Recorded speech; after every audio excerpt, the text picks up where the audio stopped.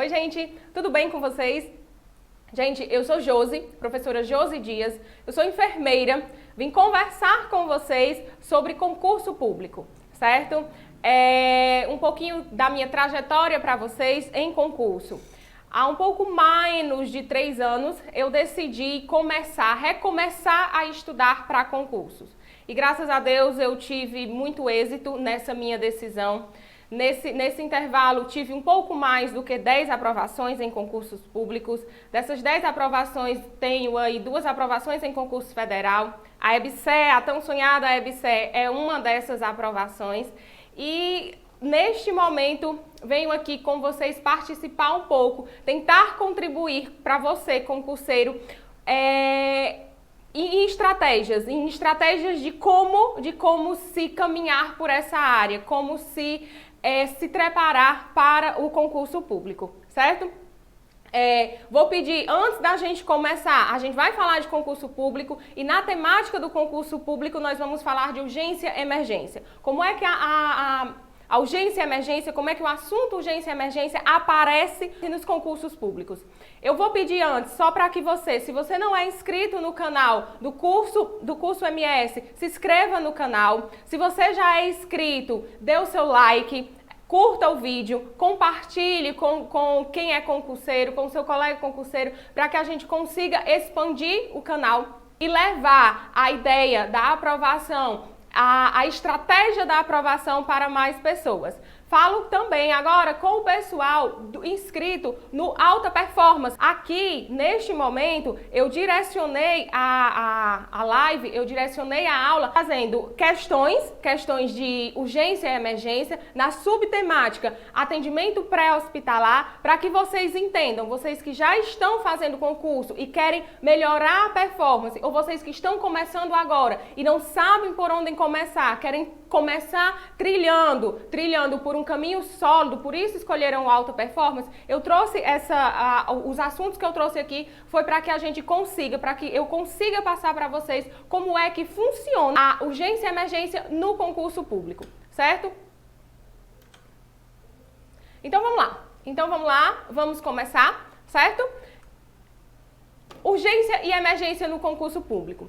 Dois questionamentos podem surgir nesse momento. Você pode me dizer, Josi, eu não tenho um edital, eu quero estudar sim para concurso, mas nesse momento eu não tenho um edital e para mim é muito difícil estudar sem edital. Então por que urgência e emergência? Por que você escolheu urgência e emergência dentre a sua experiência?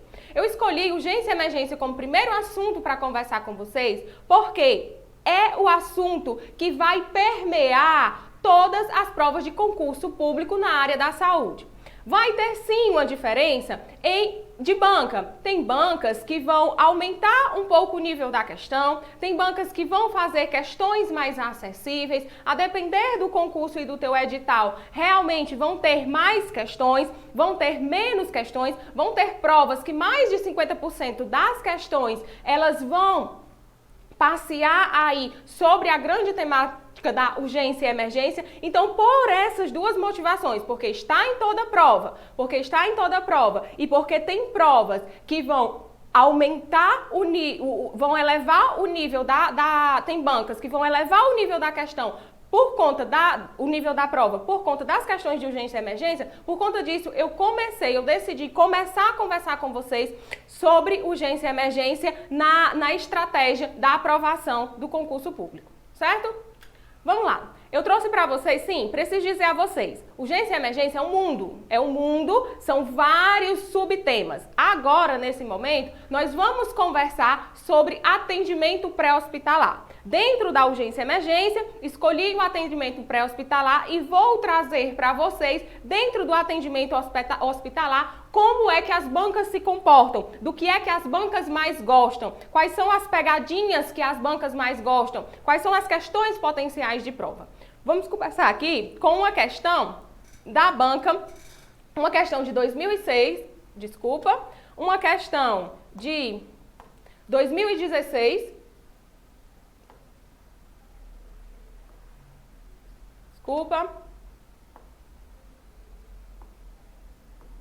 Deu certo. Uma questão de 2016 do Instituto ACP da banca EBSER. A questão vai pedir o seguinte: a equipe está atendendo acidente com múltiplas vítimas pelo método START. Vamos conversar sobre... Vamos conversar sobre o método START. Antes de eu terminar de ler aqui a questão. O paciente, após manobras, não obedece às solicitações verbais. Porém, sua frequência respiratória é maior do que 30 minutos, de 30 incursões por minuto, e sua perfusão periférica, ou seja, o enchimento capilar, é maior do que 2 segundos. Certo? Para quem já estudou o método START, já teria com certeza gravado essas duas informações aqui. A frequência respiratória e o enchimento capilar, além dessa aqui, Josi, ó. Josi, além dessa aqui, obedece às solicitações verbais. Quem já estudou o método START, com certeza, quando leu essa questão, grifou essas duas informações. Preste atenção que ele também deu outra informação importante, que é isso aqui, ó, após manobras. Ah, Josi, eu não estudei o método START. Então, deixa eu conversar um pouquinho contigo, que ainda não chegou no método START, aí nos seus conteúdos. O método START é um método de avaliação, um método de triagem simplificada, certo? E atendimento para o atendimento prioritário. Certo? Ele é utilizado para fazer a triagem de múltiplas vítimas. E aí, eu quero te chamar a atenção para que você entenda o que seriam as múltiplas vítimas. Eu vou usar essa questão para basicamente conversar com você sobre tudo que envolve o método START. A intenção aqui não é pura e simplesmente resolver questão, dar gabarito a vocês. Não. A minha intenção é explicar para você como é que você estuda para concurso. Na hora que você está estudando, que você pega uma questão dessa, certo? Quando você está estudando, que você vem e vê aqui, ó, múltiplas vítimas. Primeiro, você vai ter que dizer, sim, mas o que são múltiplas vítimas? Porque na hora da prova, pode ter uma banca que te pergunte só o que são múltiplas vítimas. E com essa informação você já mata a questão. Múltiplas vítimas, você vai ter duas referências. Você tem o próprio PHTLS e você tem o protocolo, o Manual de Suporte Avançado de Vida 2016 do SAMU, certo? São basicamente essas duas referências que você vai estudar atendimento pré-hospitalar. Eu também estudei, certo? No meu material tem lá a referência sobre uma referência do Hospital Oswaldo Cruz. No final, vocês vão ter aqui no link da descrição dos vídeos as referências para vocês estudarem esse assunto, mas também eu deixei o material. Então vamos lá. Múltiplas vítimas, você tem essas duas referências. Pelo PHTLS, múltiplas vítimas é o quê? É quando o número de vítimas não excede a capacidade de atendimento. E aí ele tem outra classificação, são acidentes com múltiplas vítimas. Ele tem a classificação do acidente com vítimas em massas. Olhe que o CESP já cobrou isso. Eu tô falando que o CESP já cobrou isso. Se liga, o CESP cobrou dizendo que acidente com vítimas em massa é aquele acidente em que o número de vítimas excede a capacidade de atendimento. E a questão estava certa. Você precisa ter essa diferença. O que é acidente de múltiplas vítimas, que é quando você tem acidente com várias vítimas, mas a capacidade de atendimento não é excedida, e acidente com vítimas em massa, que é quando você tem acidente com várias vítimas, porém, e excede a capacidade de atendimento. E aí, você tem a definição do protocolo do SAMU.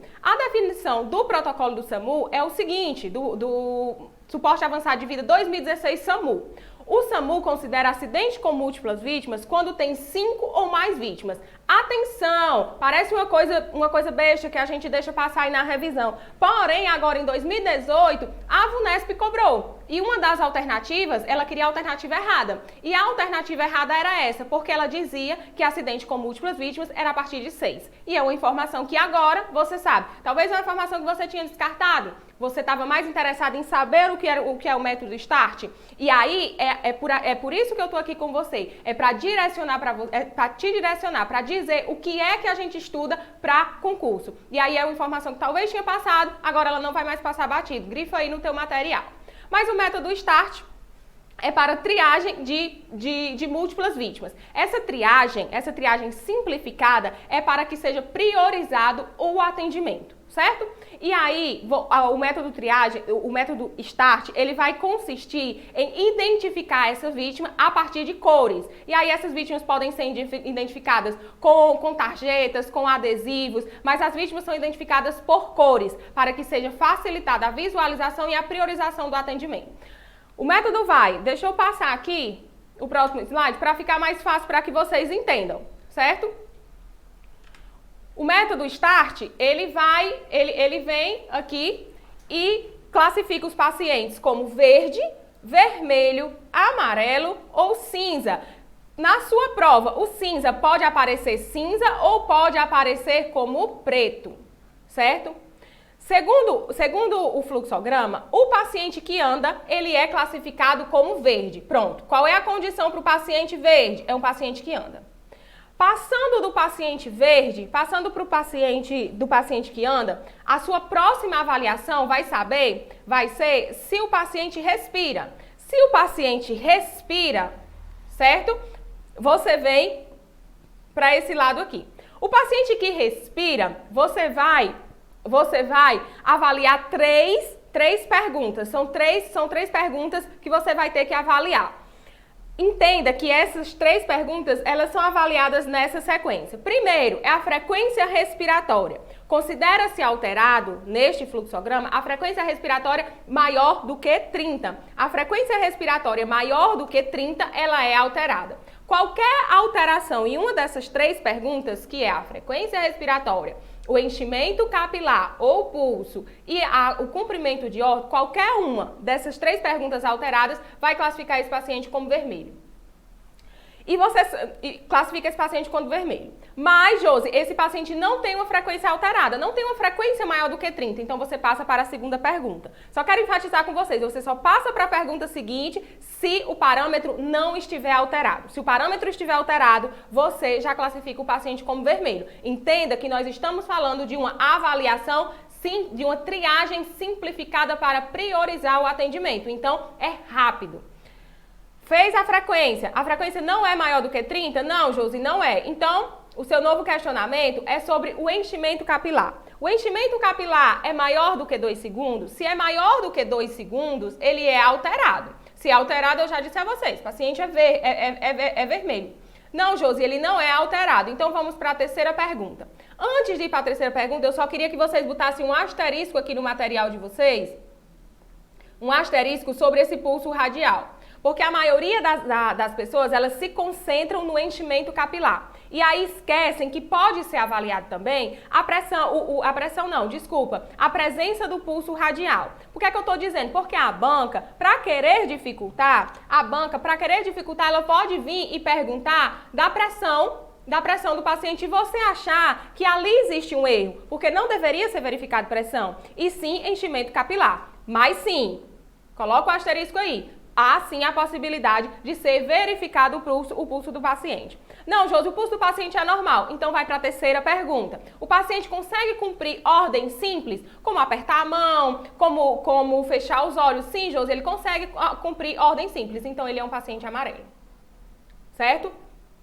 Entendamos? Paciente respira espontaneamente, são feitas 3 perguntas. Só segue, as perguntas são feitas nessa ordem, As perguntas são feitas nessa ordem: frequência respiratória, enchimento capilar ou pressão radial e cumprimento de ordem simples. Eu só passo para a segunda pergunta, só passo para a terceira pergunta se o parâmetro for normal. Se o parâmetro não for normal, o paciente é classificado como vermelho, certo? Agora vamos aqui para o paciente que não respira. Para o paciente que não respira, você vai fazer manobra de abertura de via aérea. Entenda que o protocolo, ele permite... Vim aqui de novo para conversar com vocês. Entenda que o protocolo ele permite que sejam feitos procedimentos simples e rápidos. No protocolo do SAMU, ele exemplifica dois procedimentos que são permitidos. No geral, triagem não permite procedimento. Por isso que eu vejo isso como um indicativo de prova, porque ela pode dizer, durante a avaliação START, é permitido procedimentos simples, tais como, quais são os permitidos, Josi? Abertura de via aérea, e não é nem permitido, no caso é mandatório para o paciente que não respira, mas também é permitido que esse aqui eu não vejo muito as pessoas pessoas comentarem sobre. Por isso que eu acho que é indicativo de prova, que é permitido que você faça a compressão de sangramentos intensos, certo? Segundo o protocolo do SAMU, são esses dois procedimentos, abertura de via aérea e a compressão de sangramentos intensos. Anota aqui também um asterisco em relação ao sangramento. Não vejo em prova, não vejo muito, não é nem prova, é em comentários, não vejo muito. Então, se a banca quiser levar um pouco o nível da tua questão, provavelmente ela pode cobrar isso aqui. Josi, após a abertura de via aérea, o paciente respira, então ele é vermelho. Josi, após a abertura de via aérea, o paciente não respira, então é o paciente preto ou cinza. O protocolo, ele classifica esse paciente como um paciente morto ou como um paciente inviável. A questão, ela vai querer te pegar no seguinte, ó, tudo que a gente conversar aqui, a gente vai conversar do assunto, mas a gente vai linkar o assunto com o mundo do concurso, como é que as bancas se comportam. A questão, ela vai querer te pegar no seguinte, ela vai enfeitar, vai colocar o caso e vai querer te induzir a tomar uma ação, certo? Tomar uma ação para esse paciente cinza aqui. No entanto, se a questão for como essa aqui, ó, ela está dizendo pelo método START, ela está lhe perguntando exclusivamente o que é feito na triagem simplificada desse paciente. E na triagem simplificada desse paciente, esse paciente aqui, ele entra como prioridade 3. Como assim, Josi? Como assim, Josi? Como terceira prioridade. Por quê? Porque a primeira prioridade é o paciente vermelho, a segunda prioridade é o paciente amarelo, e aí depois de você, a segunda prioridade é o paciente amarelo, e aí depois de você, certo? Segunda prioridade, e aí somente depois de você ter equipe suficiente ou de você ter atendido às necessidades desses pacientes, é que você vem para o paciente 3, que é o paciente mais grave. Porque lembre-se que nesse grupo está tanto o paciente que já está morto, como o paciente que está severamente grave, certo? Então, esse paciente, a banca vai querer te induzir que é a tua primeira prioridade, e ela não é tua primeira prioridade, certo? Entenda, você está num ambiente de acidente com múltiplas vítimas, com recursos reduzidos, sejam recursos humanos, sejam recursos materiais, sejam recursos de tempo. Então, a sua priorização não é esse paciente. As pegadinhas das bancas entram muito nessa questão. Muito nessa questão. Vamos voltar lá. O que é que o paciente quer? O que é que a questão quer? A questão me disse que o paciente precisou de manobras. E aí você lembra, se o paciente precisou de manobras, é porque ele não estava respirando, então só tem duas opções para ele. Ou ele vai ser preto, depois das manobras, ou ele vai ser vermelho. O paciente que precisa de manobra, vou voltar aqui para vocês entenderem. Paciente que precisa de manobra, ele não tem possibilidade, tá vendo aqui, ó? Tá vendo, ó? Paciente que não respira, precisou de manobras, aqui, ó. Ele não tem possibilidade de ser amarelo.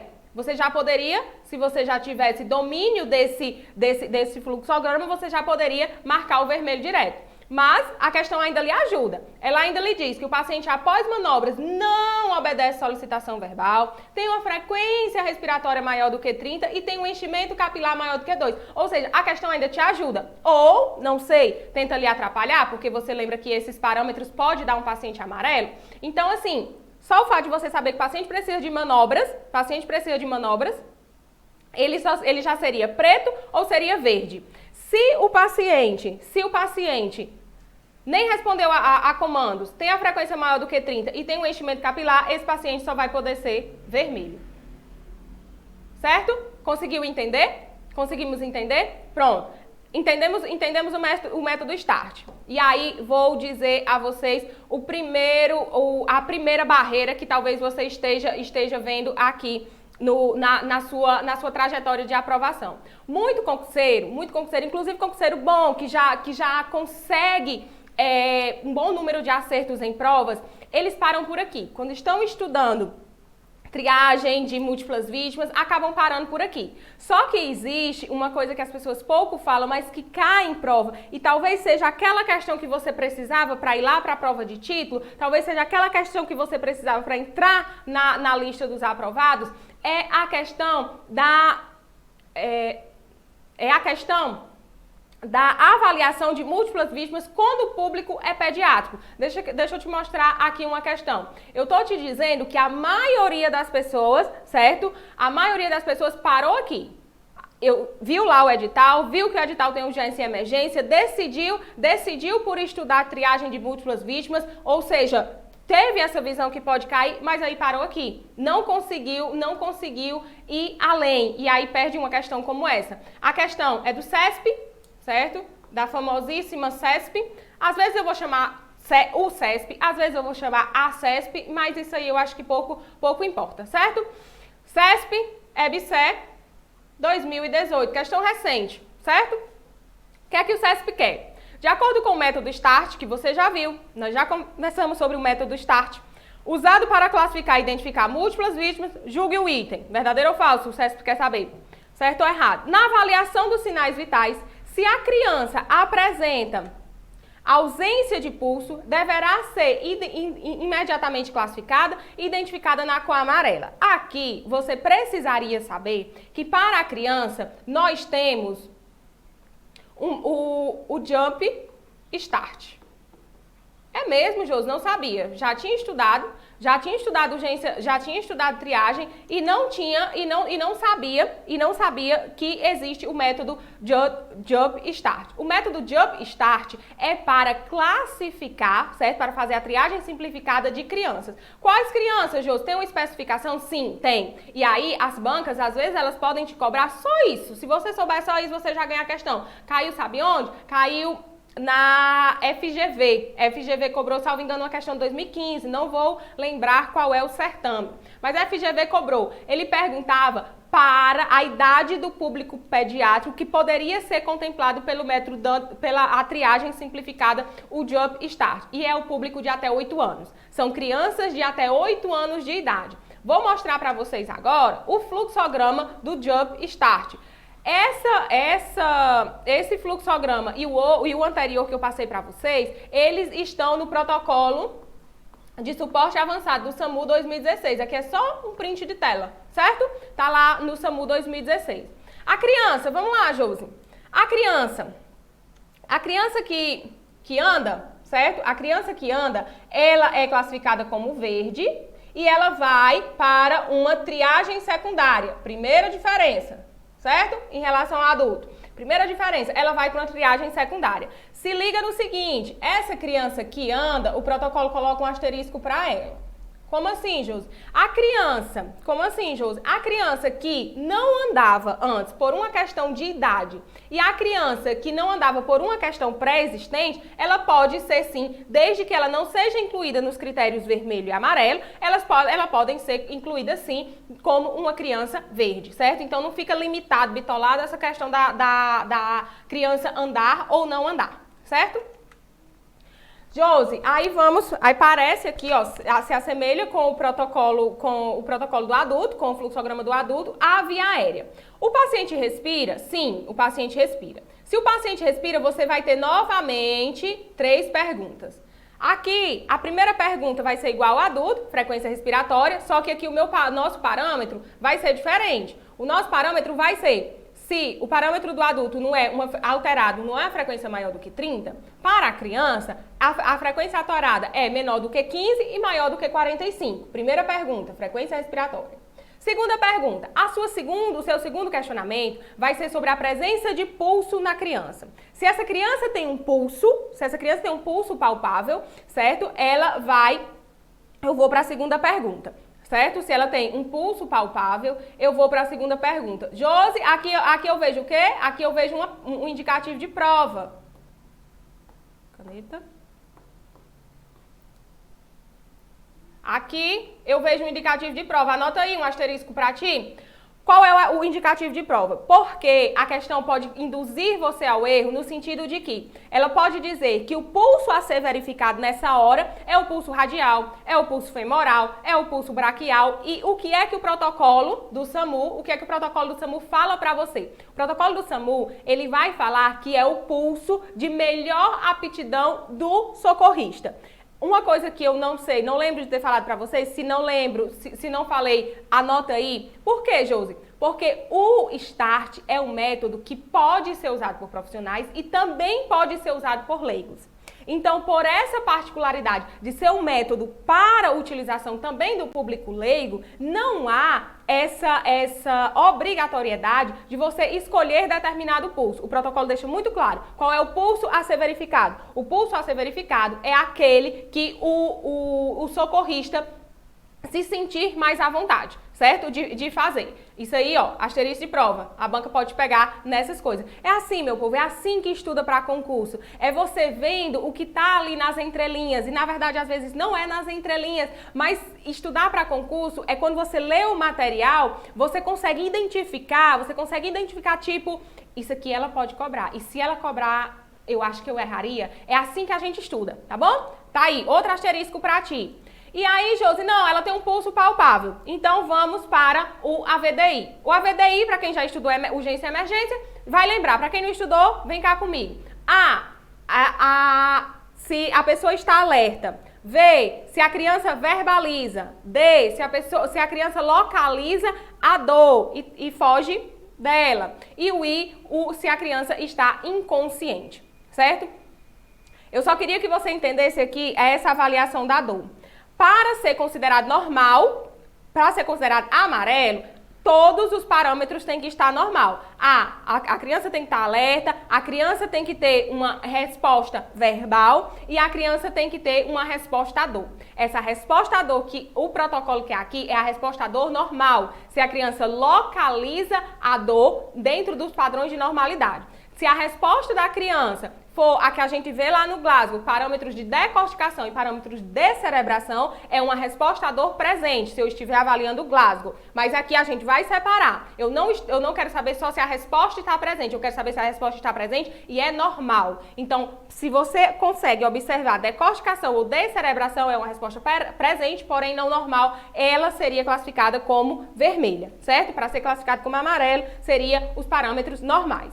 Certo? Primeira pergunta, frequência respiratória, diferença de parâmetros, 15, 45. Segunda pergunta, pulso. Qual pulso, Josi? O pulso que o socorrista melhor identificar. E a terceira pergunta é o AVDI. Isso estando normal, a criança é considerada como amarelo. Para uma criança que respira. Josi, eu tô com uma criança que ela não respira. Qual é a conduta? A conduta é que você faça a abertura de via aérea dessa criança. Depois da abertura de via aérea dessa criança, essa criança respirou, é uma criança considerada como vermelha. É uma criança vermelha. E aí você tem isso aqui igualzinho, igual adulto, igual. Mas a criança, ela não respirou. A criança não respirou. Qual é o teu próximo passo? Lembra que o próximo passo aqui no adulto seria já classificar o adulto, como cinza. Na criança, não. Na criança, você, depois de abrir via aérea e a criança não respirar, você vai palpar pulso. Se você palpar pulso e a criança não apresentar pulso, essa criança, ela é classificada como cinza ou como verde. Não, Josi, depois que eu abri via aérea, a criança não respirou, eu palpei pulso, senti pulso. Então, você vai fazer 5 ventilações. Olha aqui, ó, número, se tem número, tem a possibilidade de ter questão. Grava aí, são 5 ventilações. Não é um ciclo, não são 2 ciclos, são 5 ventilações. Após 5 ventilações, a criança respirou. Então, ela é uma criança vermelha.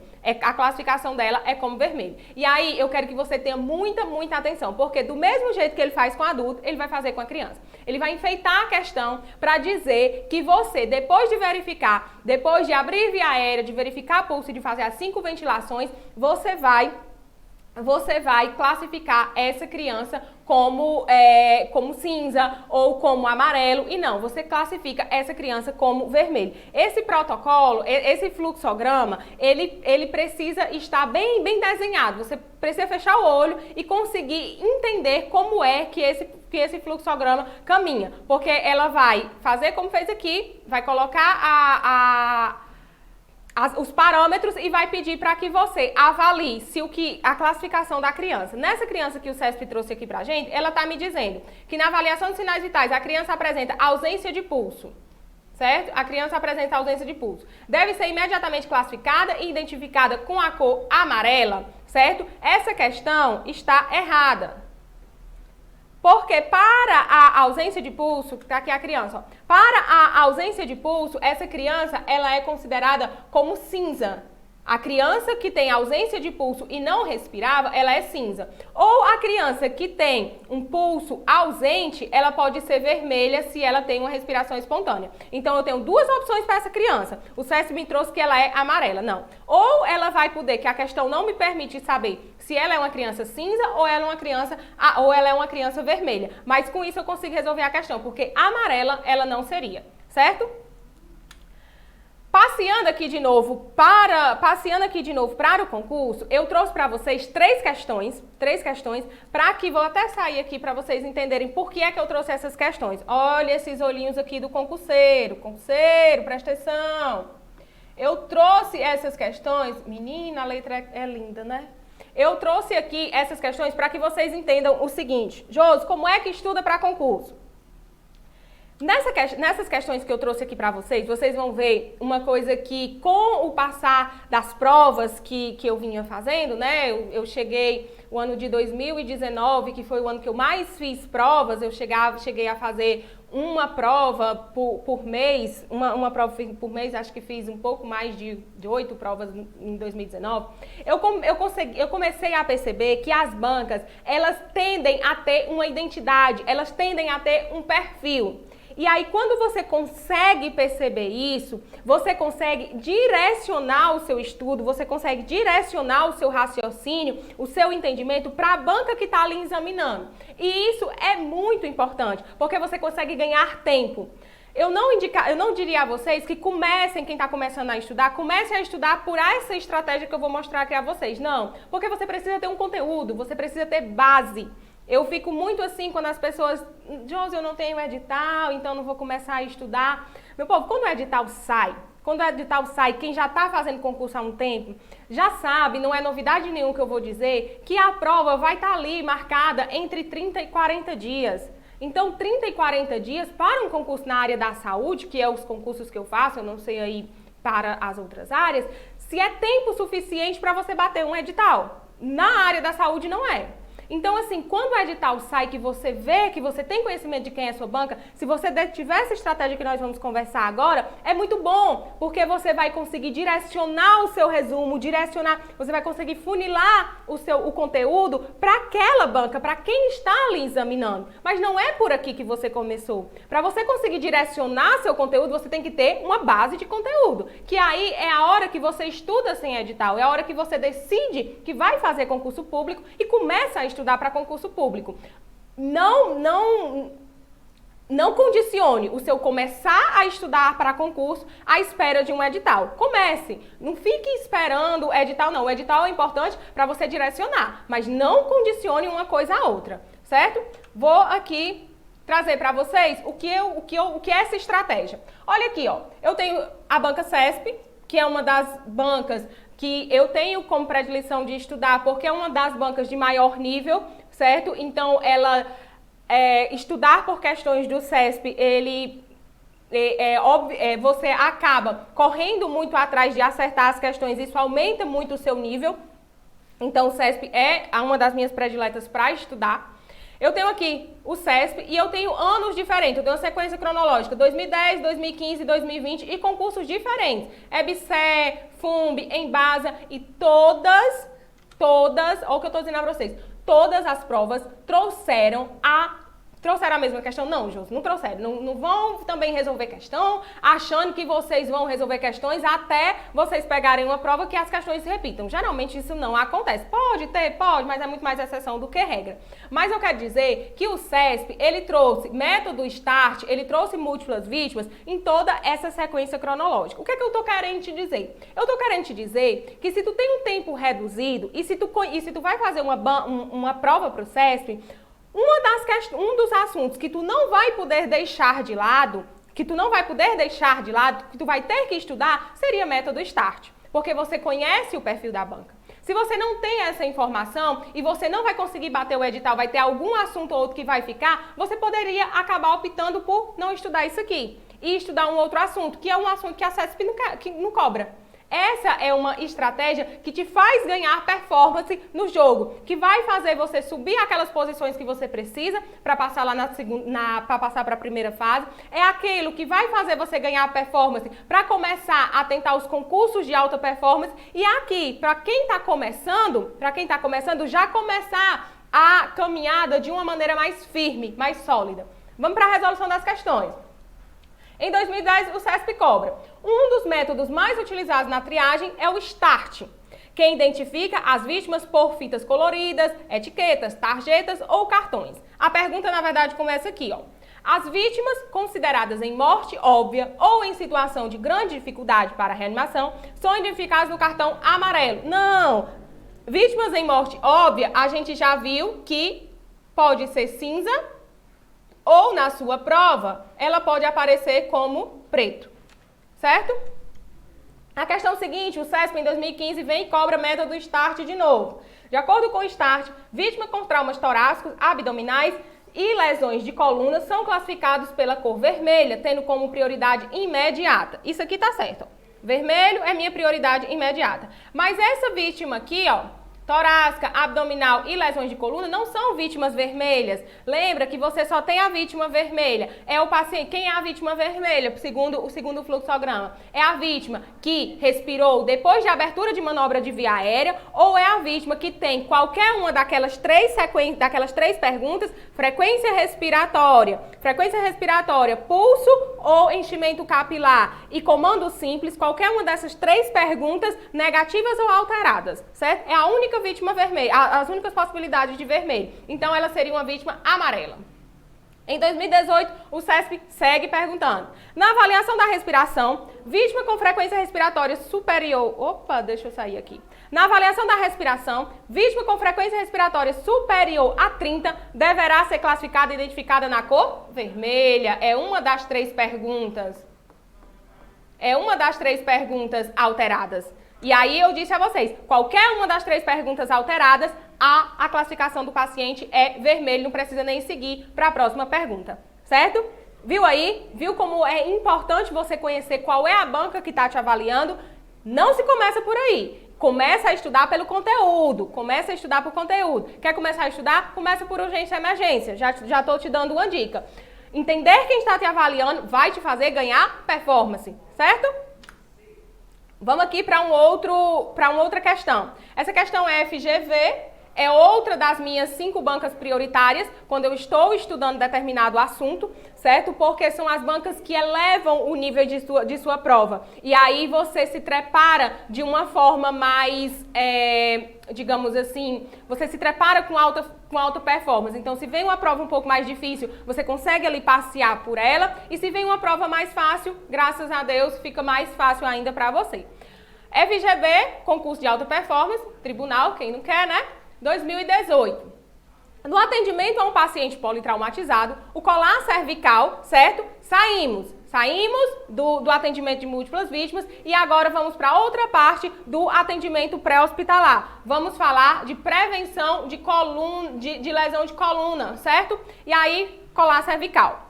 No atendimento a um paciente politraumatizado, o colar cervical é um dispositivo importante para a imobilização, pois limita os movimentos da coluna cervical e ajuda a suspender o pescoço, protegendo a coluna de compressão.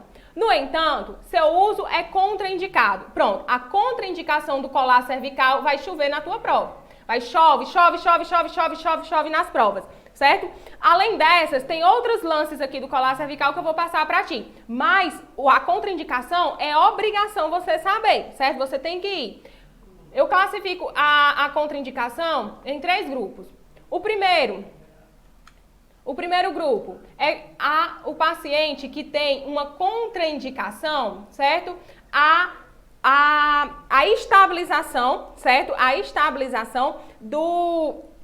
Não é nem estabilização, desculpa, ao alinhamento da cabeça, certo? O paciente que tem o paciente que não consegue alinhar a cabeça junto ao tórax, Josi, ele não consegue por quê? Ele não consegue porque quando o socorrista vai fazer esse alinhamento manual, o paciente ele sente uma dor intensa, ou o paciente tem uma piora da condição respiratória, ou o paciente tem espasmos aqui na região do pescoço, certo? Então, quando vai fazer esse alinhamento do pescoço, do pescoço com o restante do corpo, acontece o paciente tem essas respostas. Então, a evidência dessas respostas, o alinhamento, ele não deve ser continuado. O pescoço do paciente, o alinhamento do pescoço com o restante do corpo, certo? Não pode ser feito. E quando não pode ser feito o alinhamento, é a contraindicação 1 do colar cervical. A outra contraindicação do colar cervical é que o colar cervical, ele não pode ser aplicado por público leigo, certo? O público leigo, ele não pode ser aplicado o colar cervical. Cuidado, que a banca, ela quer te envolver, ela quer te enamorar, ela vai construir a questão, vai colocar todas as evidências possíveis para que você entenda que ali provavelmente tem uma lesão de cervical e tem um colar bem ali perto do seu João e você vai querer dizer que seu João vai pegar o colar e colocar no paciente. E não é. Colar cervical não é para público leigo. Colocação de colar cervical é para profissionais. É o meu segundo grupo de contraindicação. E a outra contraindicação do colar cervical é quando o paciente, dependendo do acidente, ele tem um objeto encravado no pescoço. Quando o paciente tem um objeto encravado no pescoço, então é o meu terceiro grupo de contraindicações. Cuidado, que esse objeto encravado, eu vou colocar bem aqui um asterisco. Por quê? Porque eu estou falando objetivamente para você que é um objeto encravado no pescoço. Eu não estou dizendo que é um pescoço que está sangrando, certo? Que é um sangramento aqui na região cervical. Não. O sangramento na região cervical, ele pode até vir a ser uma contraindicação do colar relativa se este sangramento, ele impede, digamos assim, ele implica um risco de vida para o paciente. Aí o colar cervical não é nem que ele seja contraindicado, é que ele não é prioritário nesse momento. A sua prioridade é estancar esse sangramento, por quê? Porque existe um risco de vida para esse paciente. Mas o sangramento em si, ele não é uma contraindicação. Você tem esses 3 grupos aqui de contraindicação, que são condições que você não possa fazer a estabilização da coluna do paciente, a estabilização, o alinhamento do pescoço do paciente, o colar cervical colocados por leigo, alinhamento, o colar cervical colocados por leigo e o objeto encravado no pescoço, certo? São esses 3 grupos. A questão vem para você, a questão vem e pergunta: o paciente é contraindicada a colocação do colar? O paciente refere dor de cabeça intensa? Ó, um pouco de desatenção, tu vem e marca isso aqui, ó. Porque falou em dor, e aí você lembra que a Josi falou em dor? Eu não falei em dor de cabeça, não. Eu disse que é uma dor, ao alinhamento da cervical do paciente, ao alinhamento do pescoço. Não é dor de cabeça, não. Por favor. O paciente estiver inconsciente. Não, ninguém nem falou disso. O alinhamento da cabeça não puder ser obtido. Sim, se o alinhamento da cabeça do paciente não puder ser obtido, é a sua contraindicação para você não fazer o colar, para você não colocar o colar cervical. Houver sangramento na região do pescoço, lembra que eu disse que a prova ia te pegar? Ai, não, mas eu disse que ela podia. Sangramento na região do pescoço, não é contraindicação, certo? Objeto engravado, sim, sangramento não. For necessário a imobilização do paciente sentado. Você pode colocar? Pode. Você deve colocar? Deve. Você deve colocar colar cervical com o paciente sentado, inclusive com o paciente em pé, que aí são pegadinhas de prova que eu vou trazer para ti. Em relação a... Vamos aqui, ó. Avançar aqui no que diz respeito à imobilização do paciente, imobilização de coluna cervical. O que mais vai despencar na tua prova, o que mais vai despencar vai ser o colar cervical. Tenho alguns bizus para te dar aqui em relação ao colar cervical. Já te dei um. Colar cervical não é colocado por leigo. Outra coisa que a banca vai querer te pegar é porque ela vai dizer, ela vai enfeitar a questão e ela vai dizer que existe prioridade máxima para você colocar o colar cervical. Não existe. O colar cervical não é prioridade máxima. Qual é a minha prioridade mesmo, Josi? A sua prioridade é o ABCD, no caso o ABC, do trauma. O quê? O A, lembra lá comigo? Via aérea. B, respiração. C, circulação. O que é que o protocolo diz? O protocolo diz que, ainda que você tenha a suspeita de lesão de cervical, se você tem qualquer uma dessas condições que elas impactam, que elas causam risco imediato à vida desse paciente, você não tem a prioridade do colar cervical. Para essa vítima, é indicativo que você fique fazendo o controle da cervical manual, que o socorrista faça o controle da cervical manual, enquanto o outro socorrista resolve essas intercorrências aqui. Outra coisa que a banca pode cobrar, o CESP já cobrou, é que existe variação da colocação do colar cervical. E aí você diz, homem, como é mesmo? Não é protocolar como se coloca o colar cervical? Pode existir variação? Pode. Pode existir variação por quê? Porque no paciente em decúbito dorsal horizontal, que é esse paciente aqui, ó, paciente deitado, certo? Só que lá na tua prova não vai estar paciente deitado, vai estar decúbito dorsal horizontal. Para esse paciente, como é que você coloca o colar cervical? Essa colocação começa aqui, ó, por trás, começa por trás e aí termina aqui na região mentoriana. Já para esse paciente aqui sentado ou o paciente em pé, a colocação do colar cervical, a prova cobra isso, Josi? Cobra sim. A colocação do colar cervical, ela começa pela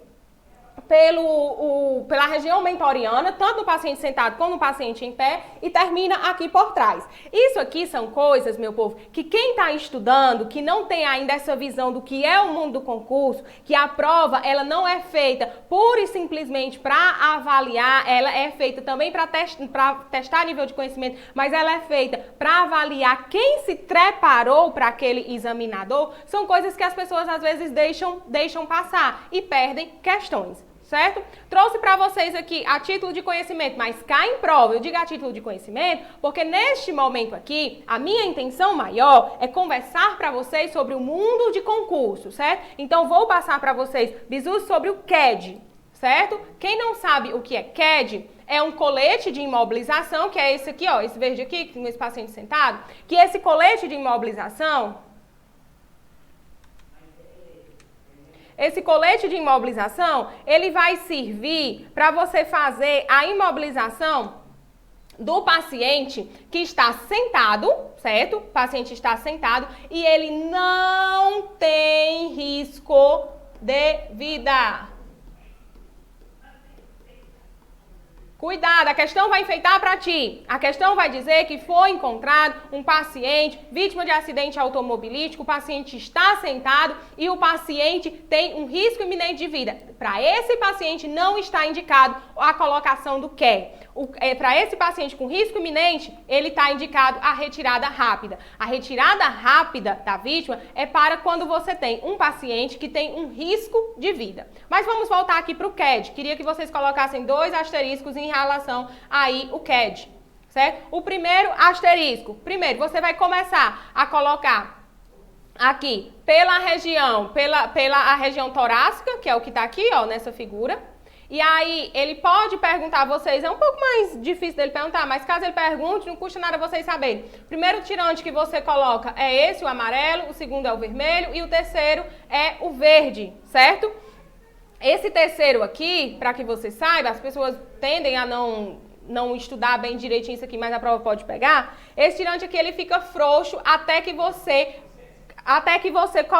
venha colocar esse paciente na prancha. Porque depois que você coloca aqui este colar, você vem para essa segunda parte do CAD, que é... Mentira, você vem... Desculpa. Você vem para essa a segunda parte é a colocação dos tirantes longos, que fica aqui na região pélvica. E a tua terceira parte é a parte aqui da cabeça, certo? O paciente nessa hora ele já está com colar. Que aí você vai colocar a parte do colar na região cervical, certo? Primeira parte, a região torácica, depois os tirantes longos, cervicais, e a terceira parte é a parte do colar da cabeça. Lembre-se que nessa hora o paciente já está com colar, certo?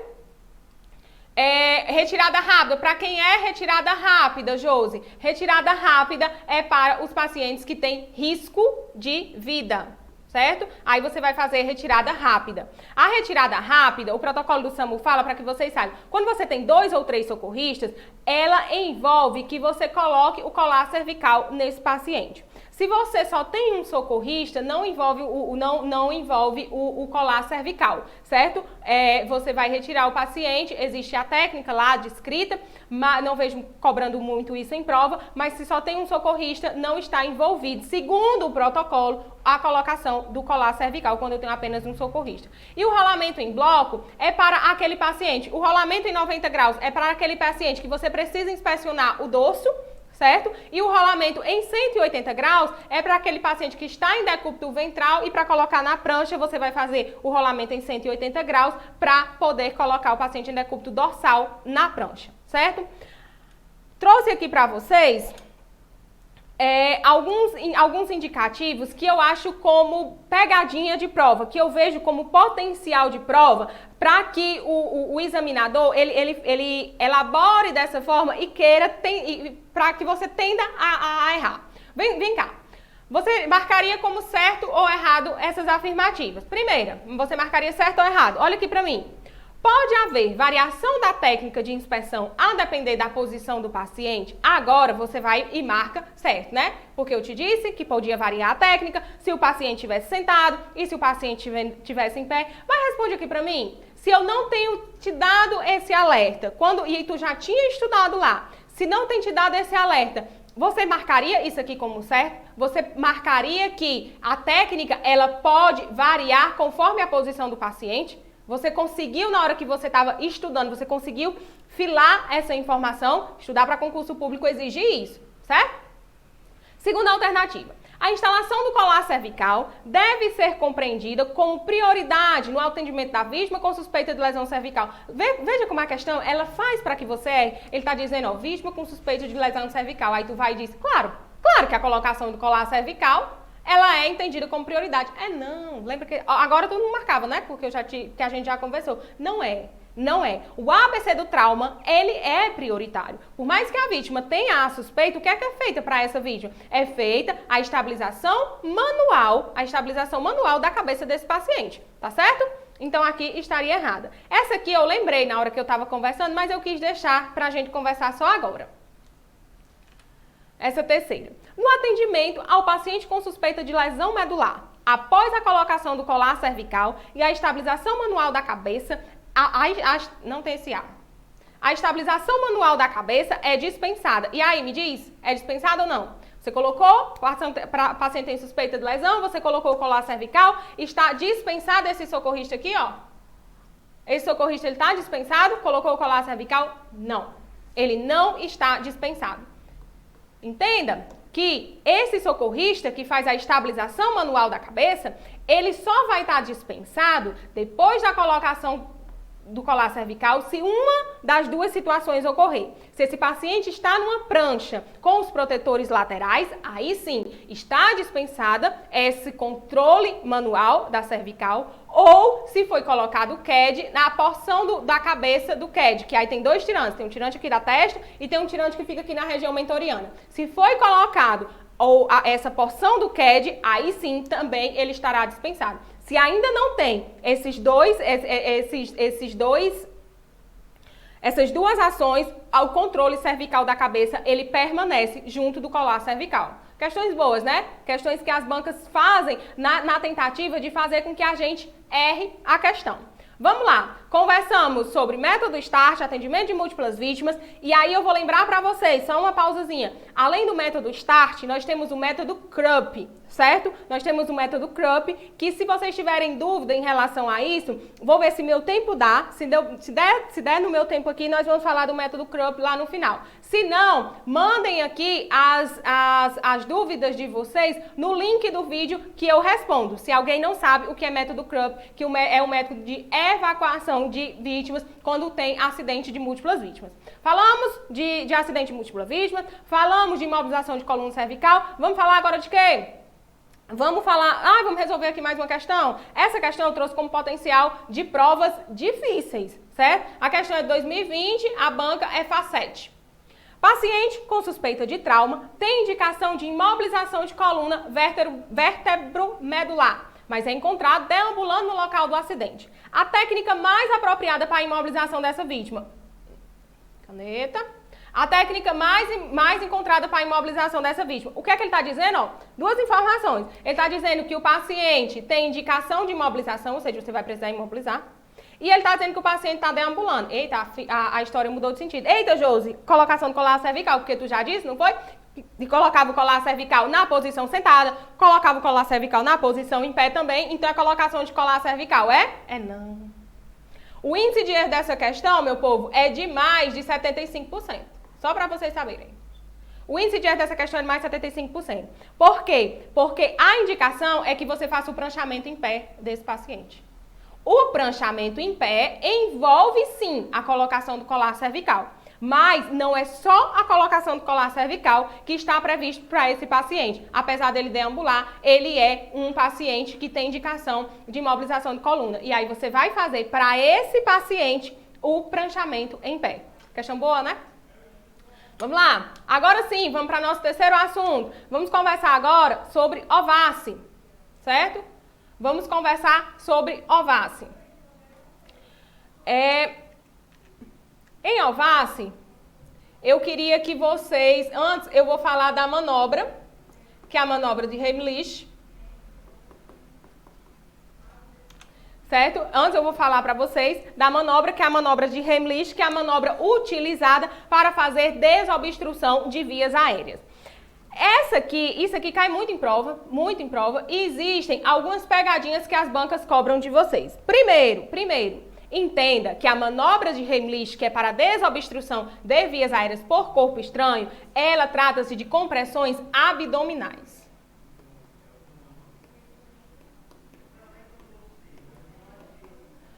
Qual é a pegadinha, Josi? A pegadinha é que as bancas, elas tendem a colocar a questão, certo? De maneira que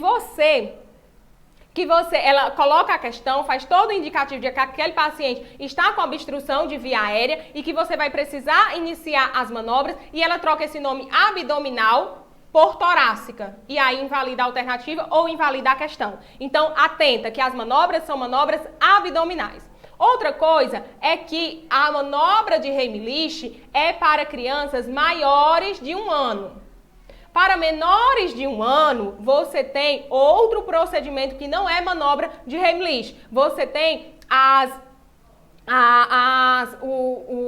compressões, certo? Na região escapular, certo? E na região do dorso, que serão 5 golpes. Na verdade, não são nem compressões, são golpes, certo? Que aí a gente vai falar numa questão mais à frente. Para a OVACI, você vai precisar de o protocolo pede para você fazer basicamente 2 coisas. Primeiro, você precisa entender qual é a gravidade. E algumas bancas, em algumas questões, ela vai cobrar para você só sobre a classificação da gravidade. Se você souber classificar essa situação entre grave e leve, entre obstrução grave e obstrução leve, você já vai ganhar a questão. Mas algumas bancas vão querer saber se dentro da obstrução grave qual é a sua conduta e dentro da obstrução leve qual é a sua conduta. Na obstrução leve, o paciente ele é responsivo e ele tosse. Na obstrução grave, ele não tosse. Ou ele tem uma tosse silenciosa, não tosse, ou ele tem uma tosse silenciosa e o paciente, ele pode ser ou não responsivo. Se ele for responsivo, ou seja, se ele tem nível de consciência, você vai fazer a manobra de Heimlich. Se você tem um paciente irresponsivo, se o paciente ele não tem nível de consciência, o paciente está inconsciente, você não faz manobra de Heimlich, onde as provas querem pegar o candidato. E aí, para esse paciente, você não vai fazer manobra de Heimlich, você vai fazer compressões torácicas. Para esse paciente, certo? Paciente com obstrução grave, ou seja, paciente que não tosse, paciente que não respira, paciente irresponsível, você vai fazer manobras de compressões torácicas, não são manobras de Heimlich, não são compressões abdominais, ok? E para o paciente leve, Josi, o que é que você vai fazer? O paciente leve é aquele paciente que tem obstrução leve, é aquele paciente que tosse. A manobra de Heimlich, que é a compressão abdominal, ela é feita para que você produza, para que você induza a tosse no paciente. Se o paciente com obstrução leve, ele já tosse, a conduta para esse paciente a conduta é expectante. Você vai ficar próximo a esse paciente. O manual fala que você também pode oferecer oxigênio. No caso de você ter oxigênio para oferecer, você pode monitorizar. Só que você vai estimular a tosse, dizendo a esse paciente, continue tossindo, porque não tem indicativo para esse paciente em obstrução leve da manobra de Heimlich. Entendemos? Vamos aqui para a questão. A obstrução de vias aéreas por corpos estranhos, OVACE, é definida como a interrupção total ou parcial da passagem de ar até os alvéolos pulmonares, podendo ser causada por trauma, ingestão de líquidos, alimentos e pequenos objetos. É considerada uma situação de emergência e necessita de assistência imediata. Sobre essa alternativa, assinale Sobre esse tema, assinale a alternativa correta. É considerada uma obstrução grave. Pronto, ele quer saber se você sabe classificar o que é uma obstrução grave. A situação em que o paciente está consciente, sim, o paciente pode estar consciente de uma obstrução grave, sim. Apresentar respiração espontânea, não. Ou o paciente não respira, tem uma tosse silenciosa ou ele não tosse. Então, se ele tem respiração espontânea, ela não é uma obstrução grave. Tosse silenciosa ou inconsciência poderia ser menos a respiração espontânea. B. Em pessoas que apresentam quadro de obstrução leve, então você precisa saber o que é obstrução leve, e encontram-se responsiva é leve, a conduta do profissional deve ser acalmar o paciente, incentivar a tosse, monitorizar e oferecer suporte de oxigênio, sim, exatamente. Exatamente. Ele vai incentivar a tosse desse paciente. Não existe manobras de desobstrução por meio das manobras de Heimlich para o paciente com obstrução leve, certo? C. Nos pacientes com obstrução grave e responsiva, a avaliação deve-se executar irresponsiva à avaliação, deve-se executar a manobra de Heimlich por 2 tentativas? Sim, menos por 2 tentativas. O protocolo diz o quê? Que você vai fazer a manobra de Heimlich até que o paciente não tenha mais a via aérea obstruída, ou seja, que ele respire sozinho, ou até o paciente tornar-se irresponsivo, que aí é quando você vai sair da manobra abdominal, que é a manobra de Heimlich, a compressão abdominal, para a compressão torácica, que aí não é mais manobras de Heimlich, compressão de Heimlich. As pessoas obesas e gestantes de último trimestre, com quadro de OVACE, não devem receber manobra de Heimlich pelo risco de complicação. Elas devem receber manobra de Heimlich sim, só que nesse caso são compressões torácicas e não mais compressões abdominais. Você faz a compressão aqui acima aqui próximo à linha do intermamilar, certo? Você faz compressões torácicas. Em vítimas, no caso desses 2 pacientes, o obeso e a gestante de terceiro trimestre. Em vítimas de obstrução grave e não responsiva, deve-se realizar visualização direta por laringo e remoção de corpo estranho com a utilização de pinça de Maguio, seguida por ventilação traqueal. Essa questão, ela é passível de recurso, porque isso aqui é uma das alternativas, sim, que o socorrista pode fazer na obstrução grave não responsiva. Não, mentira, desculpa, eu não tinha visto não responsivo.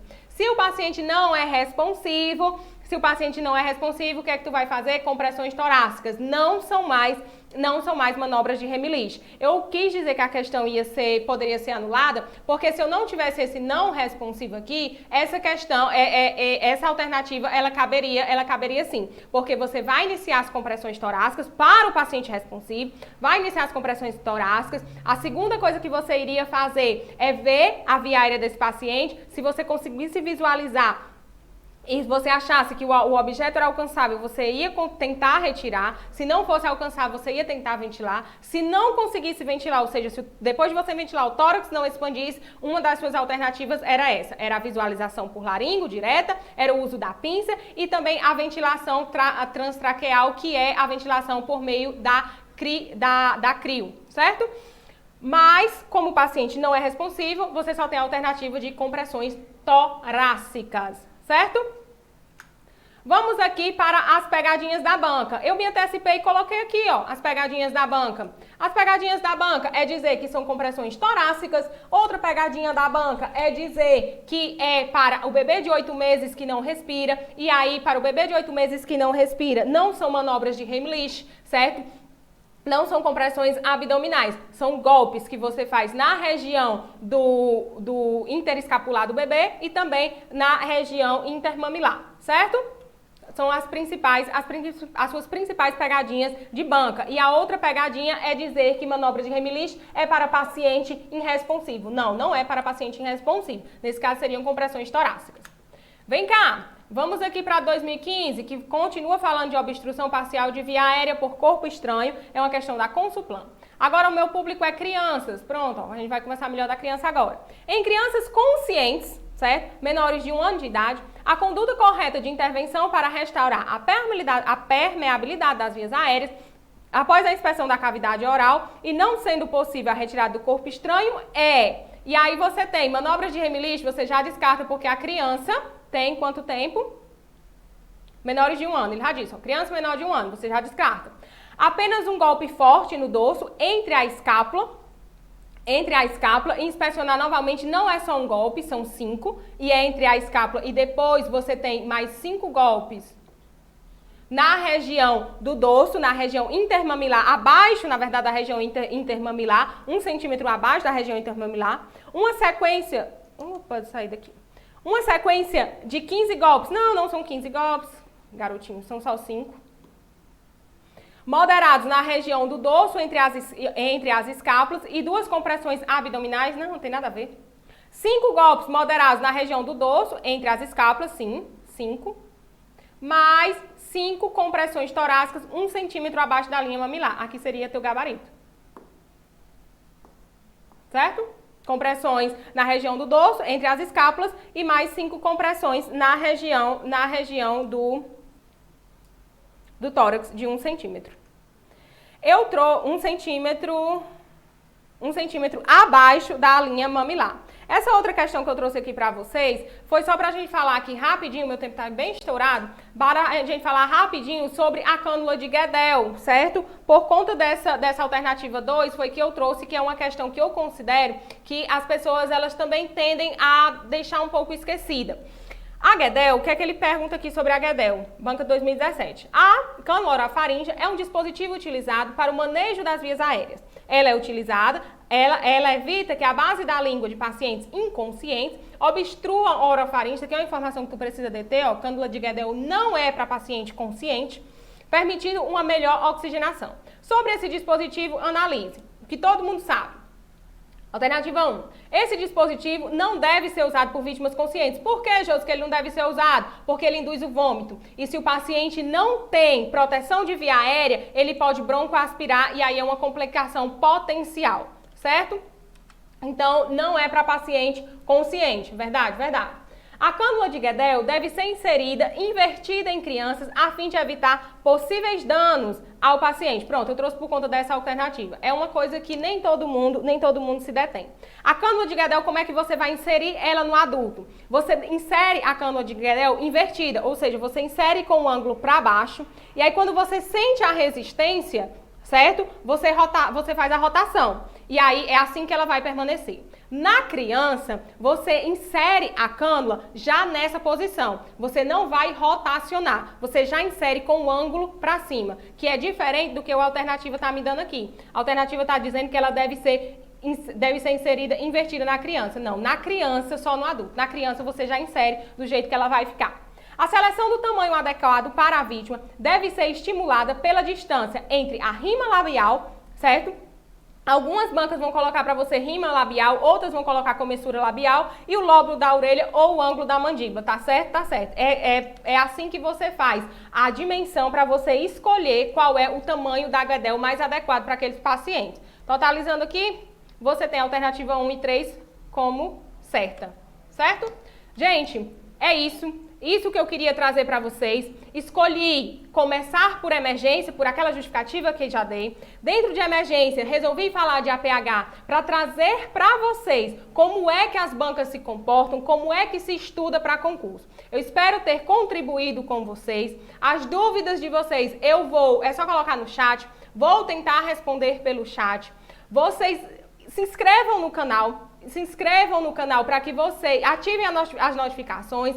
O MS Curso, ele acaba colocando muito material interessante para que vocês melhorem a performance nessa trajetória aí do concurso. Quem quiser pode me seguir lá no Instagram, que eu posto dicas, certo? Para que vocês entendam, para que vocês se familiarizem mais com a questão da caminhada aí na trajetória do concurso, levando um pouco dessa minha experiência de concurso público para vocês. Muito obrigada e fiquem com Deus.